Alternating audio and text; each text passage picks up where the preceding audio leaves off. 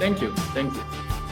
Okay, so why do we need to still learn global warming when the world has seen a lot of different versions of IPCC reports, and then we have all agreed to net zero, most of us? Because I think that's very important that we understand the threat and the risk ahead of us. And to really understand the risk, we have to know all the ingredients that compose the risk that we're facing. And then risk management also is what dictates future strategies, adaptation measures. So it's quite important in my mind that we understand the threat and risk from climate. In Taipei, there was a workshop related to the climate-related financial disclosures, or people call it TCFD. For those of you who have not heard about that, it basically means that across the globe, all the industries and financial institutes and companies will have to review the threat and the risk facing them for their financial vulnerability. And that can come from the cost imposed on carbon reduction, as you all have heard. They can also come from the risk for their companies in the production process, in the supply chain issues like that, and from climate risk. And that's not only just for the carbon part, as this next talk shows. Companies, enterprise also have to review the extreme events facing them. It can come from typhoons, it can come from the heat wave, wildfires like Europe is facing right now. It can come from a lot of different weather-related risk. And as a result, this is another institute in Taiwan called TCCIP. They provide the government level of all those climate extreme informations. From when they were established, you can see that the amount of data requests has increased exponentially, prompting them to really hire more people and then to produce these all sorts of risk products. So I think very soon that in all areas of academic and the financial and industrial world, we will all have to deal with this. So all this progress so far indicates that it's very important to calculate risk. And to do that, we need data, we need climate data. And to really understand climate data, we just have to understand climate. But do we really understand it? We know about global warming, but what does it produce? And that's something I want to talk about today in this afternoon, okay? If people do understand the risk of climate, then how come the media still wonder every time when there's an extreme event happens? Each media report, as you see here, always come with this question: how will this trend continue? Even though that in various versions of the IPCC reports, scientists have already outlined what lay ahead. I just want to give you some examples in my line of work in South Asia. Harsh heat wave is expected to start sweeping through India and Pakistan today. We are joined by Dr. Simon Wang. He's the professor of climate dynamics at Utah State University. Professor, thank you so much for joining us. You know, heat waves have always occurred, but how exceptional is the latest heat wave you're seeing in South Asia? This is the very extreme event within the range of the climate predictions. We know the mean temperature has increased associated with the global warming trend. But just about the same time, last year, and me too was caught in this and have to answer a lot of questions. And here's one of them. Simon Wang is a professor of climate dynamics at the Utah State University. He joins us from the city of Logan. Professor, not a surprise that June was the warmest on record in North America, but worldwide it was also the fourth hottest June on record. Are we seeing temperature records being broken with increasing frequency? Yes, we are seeing this trend, and unfortunately we are seeing these new records almost like a daily from the news. The extreme weather, including heat, increasing at accelerated pace worldwide. I'm sorry I'm displaying myself, but I just wanted to let you know that as a meteorologist, we keep educating and talk about why, and we're seeing what we're seeing right now.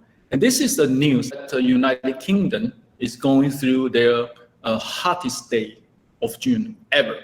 Okay, and we know that the United Kingdom has kept a very long history of records, temperature records. But you see this news title. It say it's a hypothetical. It's not hypothetical. It's a projected temperature for 2050. It's already happening, and they wanted, it's accelerated. Is it really accelerated? What they were referring to is that by 2050, they go on with this mean, right? So you see this dashed line, and then it will take this much time to reach this high of a temperature. But is that really the right way? It's not the right way, because people don't understand the spread. The spread means variability, and the spread can also mean extreme. So you can see that as the temperature rise each year, the temperature will fluctuate, right? So it's actually this part or the range of the uncertainty that we should care for. If you just draw like 11.5 degrees and it's not 2050 that it will be reached, it's as early as 2016 or 2018 or like this year that we will be facing this kind of hot temperatures. But information like this is not easily communicated across the general public, also across the politicians, and that's something we need to fix. The main keyword from this whole climate system is this one word, which is equilibrium. Equilibrium usually means something more in the political or societal fronts, but also means a state of balance between two opposing forces. This is one example. The heat is redistributed from the equator to the pole, right? So it also creates circulations like this because the air will mix. This is how the heat is transferred. So think about if you accumulate heat, then you will change circulation like that, right? Just for the first line of thinking. And then it's not just this one cell structure. The Earth's circulation also goes through these three cell structures, which means that what happened in the tropics can indirectly affect circulation in the middle latitudes regions. And that creates weather, like low pressure, high pressure, which means good, better weather, or rainy weather there. Okay. And then eventually, you through this balance and process, then we have our weather system. So if you change the global radiation budget, it can change global weather. That's basic concept. So now I'm talking about another natural variability and natural forcing, that is volcano. So if you look at all this Earth's temperature, you see these little dips over time, and that is because of volcanic eruptions. It acts as a cooling agent. There's also the non-natural way, which means the human way, and that we call aerosols. I have done a study for northern India in the Indo-Gangetic Plain, where probably is the most populated region in the world. So in winter time, because the air is stable, it traps a lot of pollutants. If you ever flew to New Delhi, you'll see a lot of burning in Indian cities and towns. And that creates a lot of what we call black carbon or soot. And over time, as the population grows, the burning also increase, and this is satellite observation of what we know as AOD, the aerosol optical depth. Basically tells you how dirty the air is. You can see that the air is becoming dirtier and dirtier and dirtier. So we want to understand its climate effect and how climate warming can affect this kind of cooling process. So northern India, if you check this temperature, it's the few places in the world that would tell you a cooling trend, not a warming trend, a cooling trend, but only in winter. I took a photo some years ago, flying from New Delhi to Kathmandu, Nepal, and I look out the windows and took this photo. I was marveled by just how deep this pollutant air is. You know how high the Himalayas is, but I reckon that the aerosol high was still around 5 kilometers high at least. Okay, and that's remarkable because usually, in the inversion or stable layers as we know it, it's quite shallow. You can see it in Taipei Basin, you can see it in Taichung in winter. I mean, the air might be bad, but it's usually shallow. But you can see that in northern India, it's not. It's very deep, which means it will change the atmospheric process. And this is a display of it. So we know that the temperature decreases with time. If you plot potential temperature, it's like a straight line. So when we have inversion, which means very stable air, which means you have a cooler surface and a warmer atmosphere, then the outcome is that you trapped more aerosol. So whatever aerosol does is surface cooling. You might think that that's good, at least we are shielded from global warming, but the price is that you get more pollutant, so it's unhealthy. Dirty air will absorb more sunlight and heat up faster than clean air. So you get this middle level warming and low level cooling, and what would that become? It will make the air more stable and then you trap more pollutant. Now we know that in the beginning of COVID, the government shut down the society basically, so we know, and the air pollutant actually drops, making the air cleaner. But it produced something unexpected, and I'm using these two events to make an example. Now this is India. Every year around the time in May, it's their typhoon season. They call it cyclones. It's in the Bay of Bengal. In May 2019, there was this cyclone called Fanny. It was the strongest. At the time, we did some simulation and found that aerosols played a role to inhibit it. So aerosol prevents the cyclones from growing too fast or too big. Even though Indian cyclones here have a trend of getting more and more intensified because the warming here happening, but aerosol actually reduce it.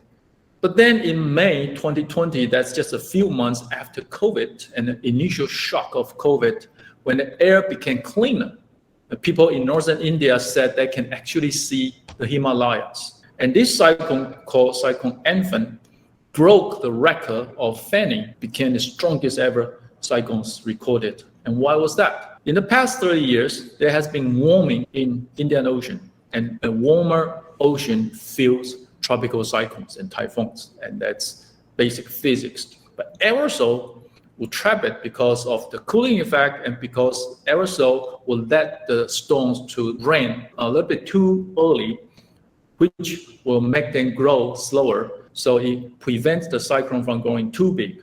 But in 2020, without aerosol or with a reduced aerosol due to the lockdown of the society, that constraint has been lifted. So we're seeing the same amount of warming, but we have a reduced aerosol effect, which is a weakening effect. And as a net result, the cyclone grew bigger. So COVID indirectly could have made these super cyclones that killed a lot of people in Bangladesh. Next subject. Extreme events. I think it's very important to understand the basics, and I list all the basics here. All you need to know, why do we have thunderstorms, are these three. The key to extreme event, to extreme weather, can actually be shown by this video here. So I took this video from my apartment window in Salt Lake City, Utah. It was a wildfire event. It is not a storm. But this time-lapse video shows a lot about the dynamics of a storm. First of all, you can see that there's a smoke, right, because of the fire, but then it transitions into cloud. This white area here is cloud, but it doesn't really develop into thunderstorm because surrounding air is very stable. Only this part is unstable. Now the next process is moisture. Even though you can't really see cloud, it looks like a very good weather. It's relatively dry. It still contains moisture.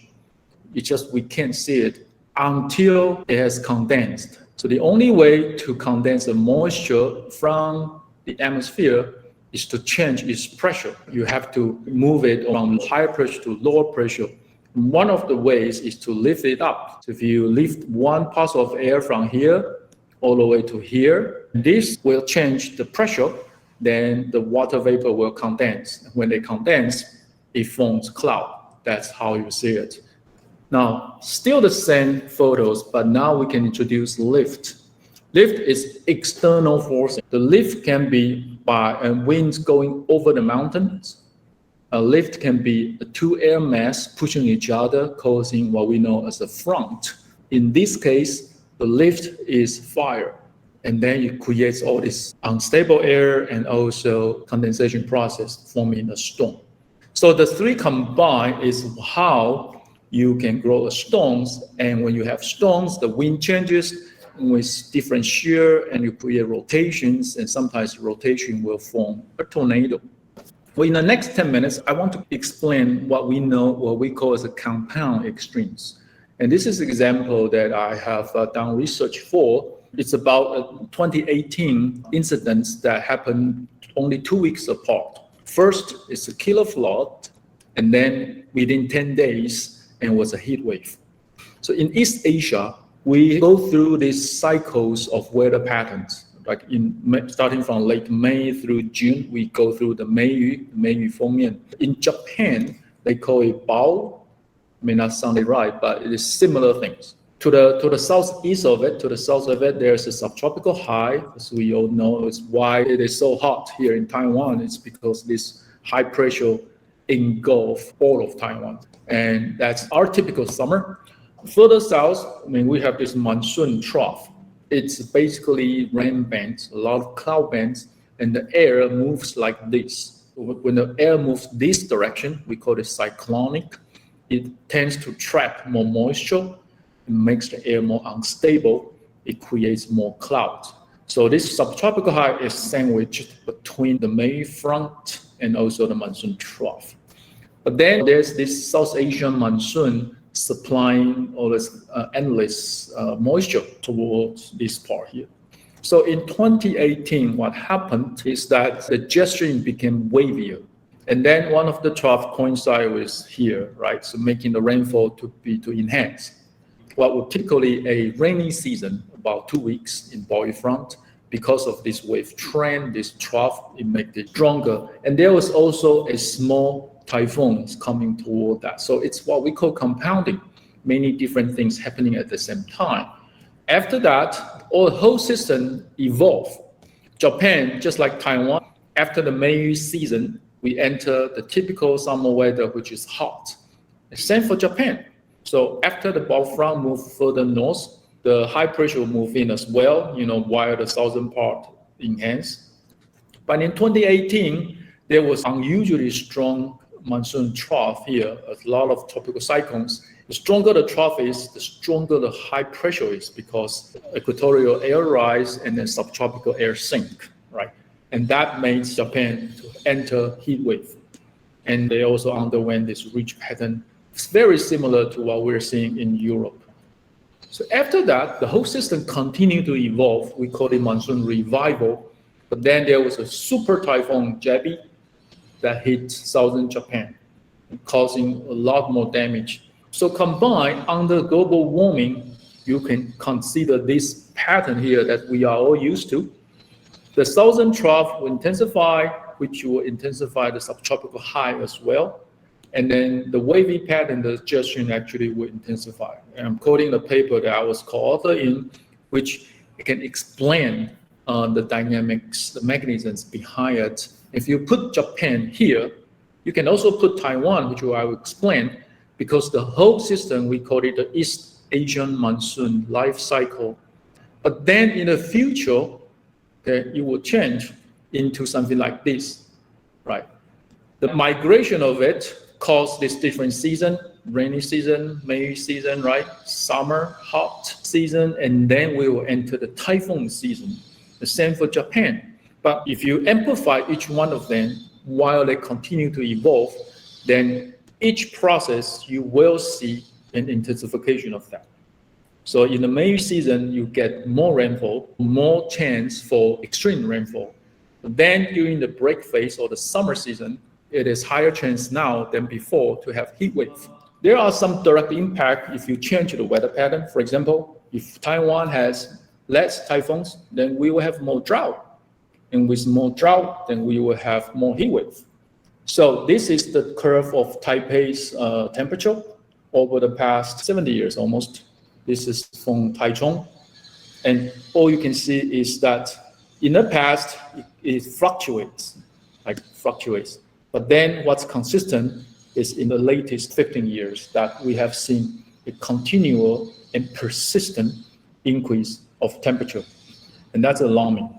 I want to take this chance to introduce this one extra component, compounding effects called urban heat island. In taking Taipei, for example, it's more like a heat pan. It's not really an island.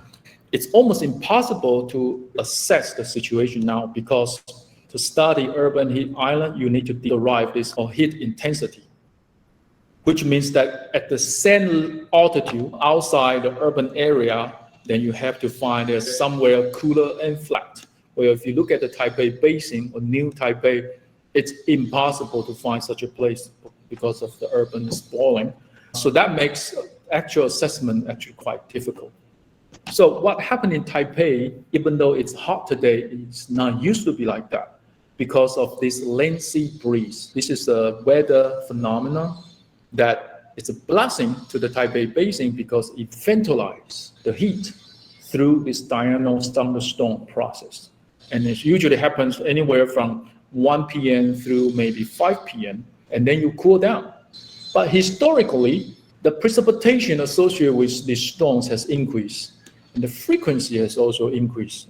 And that's not a good trend because we are seeing more of this effect because each storm can cause some different type of damage, safety hazard as well. But the recent research from a completely different group analyzed something for the past 30 years, essentially filling in this period, and they see a consistent increase of urban heat island effect. The temperature is still increasing. It has added another 20% increase warming. The reason that is dangerous is because if it rains too hard and flooding will happen because the rainfall intensity also increase. So Taipei City has the maximum capacity in their drainage system for 73 millimeter per hour. And this event, 2011, was 10 years ago, easily reached that. And last year, there was one event in the Xinyi district that has 110. So anywhere in Taipei could flood. Urban heat island has been studied for a long time, more than 20 years ago, and it all indicates that this tendency increases, even though we have known it for so long. And this is the Taipei station temperature for May. You can see an accelerated warming there. We don't know when this will stop. Maybe one day it will reach 40. The reason I feel this is important is because we have to quantitatively assess this warming trend so that you don't spend excessive effort reducing heat island thinking that it doesn't work because it still warms up. So I want to put out this temperature graph to show you. This is 5 different cities around Taiwan, and regardless of locations, they are all warming up, right? Including my hometown, Taitung, still warming up. So we have to combine these two and reassess how much of the warming comes from urban heat island, how much of warming comes from the environmental climate warming trends. I had the privilege to work with Professor Liu from Chongqing University. We contribute to this piece. A lot of that is her work. One of the things we talked about was that in Taiwan, there's a forest fire season because the winter time, the mountain blocking the northeasterly monsoon, leading the dry season in the central and southern Taiwan. So if you look at this graph, you can see that after the winter season, temperatures start to increase, the precipitation drops. I'm talking about central and southern Taiwan. This will become the fire season until the Meiyu starts. So naturally, how soon or how late the Meiyu starts also will impact the fire season here. And there has been a tendency for the Meiyu to occur later and later, not every year, but over time. And this is a study I was involved, and it shows that if you pick up Taiwan and then plot its daily precipitation from this season here, this is from middle May to middle July, and from earlier period to recent time, you can see this blue area, which means the Meiyu season has migrated, actually, has occurred later and later. Almost like a shift. And now the May season, the strong ones will happen around middle of June. and there's a tendency for the main season to intensify. So we talked about that earlier.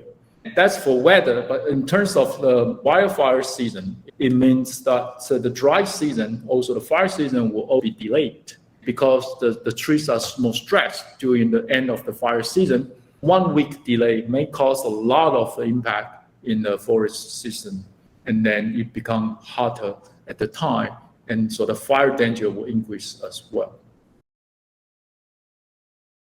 That the United Union member states spend just 0.5 of their money on fire protection. Now, I did not have the slide here, but the state of California alone, they spent over $1.6 billion fighting fire. We also know that in terms of the trend, and forest management and climate change are both important. And this is a graph on how the forest fire trend without climate change will become, simply because fire prevention or fire suppression issues and the fuel load increase. With the warming, the trend will really compound and increase a lot faster. In summary, the key message I want to convey here is 4 of them. One is that the compound extremes are dangerous. Take no mistake, because they are unpredictable. Because you can't even imagine the direct linkage unless you're experts. Heat and flood are not the only danger, so very cold winters can happen in a warmer world. With wildfire and public health, the risk to these 2 elements will come back to cost, especially insurance cost. In California, if you own a multi-million-dollar home in the forest, the chances that you may not be able to insure, because no insurance company wants to take your business. Even if they do, they will charge you insanely expensive rate. And lastly, there has been a lot of data being built, but there are a lot more needed. I am an advocate of working with different fields of experts to build data and translate climate data that they can use. Thank you.